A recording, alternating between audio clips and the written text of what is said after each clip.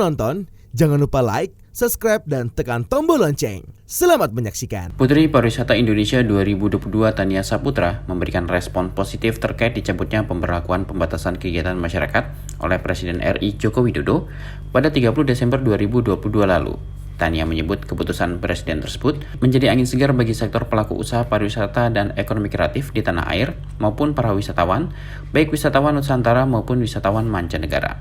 Tania menilai kajian yang dilakukan pemerintah untuk memutuskan mencabut PPKM sudah tepat. Kajian tersebut antara lain mengacu pada terus menurunnya bed occupancy ratio dan positivity rate yang semakin melandai. Dengan dicabutnya kebijakan PPKM, Tania optimis pelaku usaha pariwisata dan ekonomi kreatif serta wisatawan akan lebih diuntungkan dan era kebangkitan pariwisata tanah air akan semakin cepat tercapai. Dengan ditandai semakin banyaknya wisatawan yang datang ke destinasi-destinasi wisata di Indonesia. Selama masa PPKM tentunya adalah pembatasan ini, gitu ya, di mana kita harus take away, semuanya tutup gitu. Nah, jadinya pastinya itu menimbulkan satu kerugian tentunya dari pihak yang mengadakan pariwisata ini, dan bagi kita yang penikmat pariwisatanya juga jadi nggak bisa gitu ya. Jadi kita tersupres nih keinginan kita untuk bepergian, itu tentunya memang harus dibatasi karena memang kita khawatir ya waktu itu masih dalam masa COVID-19 pandemik, semua orang juga setuju PPKM itu diadakan. Kenapa? Karena fokusnya adalah untuk mencegah penyebaran virus itu sendiri. Tetapi ketika sekarang pemerintah mengkaji dari banyak hal ya, dari adanya bed occupancy rate yang sudah sangat rendah sekarang di rumah sakit, kemudian dari positivity rate COVID yang sudah sangat menurun, bahkan kasus per 5 Januari 2023 yang lalu, satu hari yang lalu, itu kasusnya adalah penurunan gitu. Jadi sesuatu yang sudah cukup signifikan di masa akhir pandemik ini, itu yang akhirnya memperbolehkan pemerintah sekarang menutup atau memberhentikan PPKM.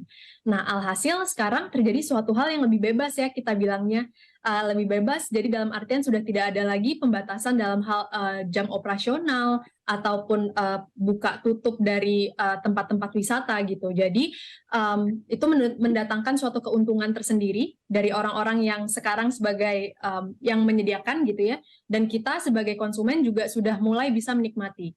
Hasilnya apa? Hasilnya adalah terjadi suatu lonjakan. Jadi lonjakan kunjungan. Namun di balik itu semua, Tania yang berprofesi sebagai dokter umum ini berpesan kepada pelaku usaha pariwisata dan ekonomi kreatif maupun wisatawan untuk tetap mengedepankan protokol kesehatan.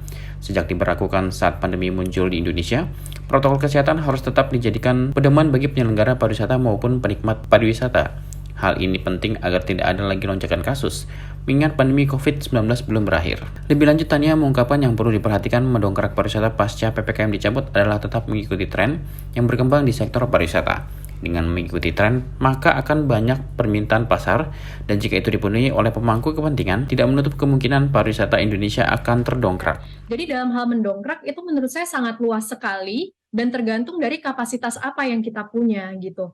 Tapi terlepas dari kapasitas itu masing-masing, trennya itu yang harus kita perhatikan. Karena tren ini yang kemudian nanti akan menjadi demand gitu ya di pasaran tentang apa sih yang sekarang lagi in banget nih, apa sih yang sekarang diminati. Nah, ini yang kemudian nanti disediakan, dan harapannya nanti para penikmat juga bisa tahu bahwa tren-tren ini adalah sesuatu yang harus memiliki nilai lebih. Jadi kita bisa lebih menikmatinya. Nah, tapi terlepas daripada itu semua, sekarang kita juga perlu untuk melihat nih, seperti yang di Bali Guideline yang di G20 yang lalu sudah sempat digalakkan, bahwa dalam hal mendongkrak, meningkatkan ekonomi dari pariwisata, itu yang perlu kita perhatikan tentunya adalah yang pertama inovasi yang perlu dikembangkan.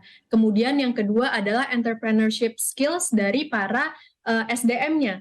Kemudian ada juga pengembangan dari wanita dan juga orang-orang muda kita harus libatkan gitu ya, misalnya dalam hal promosinya, dalam hal pengembangan produk-produk yang baru. Kemudian kita juga perlu jangan lupa untuk kemudian dari pemerintah, itu memang sangat besar untuk perannya untuk menciptakan kebijakan-kebijakan yang kemungkinan nanti akan sangat kolaboratif gitu. Jadi harus dilibatkan dalam hal membangun atau mendongkrak pariwisata ini adalah sesuatu yang multisektoral sifatnya, dan itu memang peran dari pemerintah sangat besar gitu. Jadi itu pun sudah sempat dibahas di G20 yang lalu. Mungkin pandangan saya seperti itu dalam hal mendongkrak pariwisata kita sekarang. Selain itu, Tania juga memandang perlu melibatkan generasi muda yang pada umumnya melek akan teknologi digital dalam mendongkrak sektor pariwisata. Tania menilai kehadiran generasi muda dapat menambah daya gedor dalam mempromosikan destinasi wisata maupun produk ekonomi kreatif melalui sosial media. Tim Eljon Media melaporkan.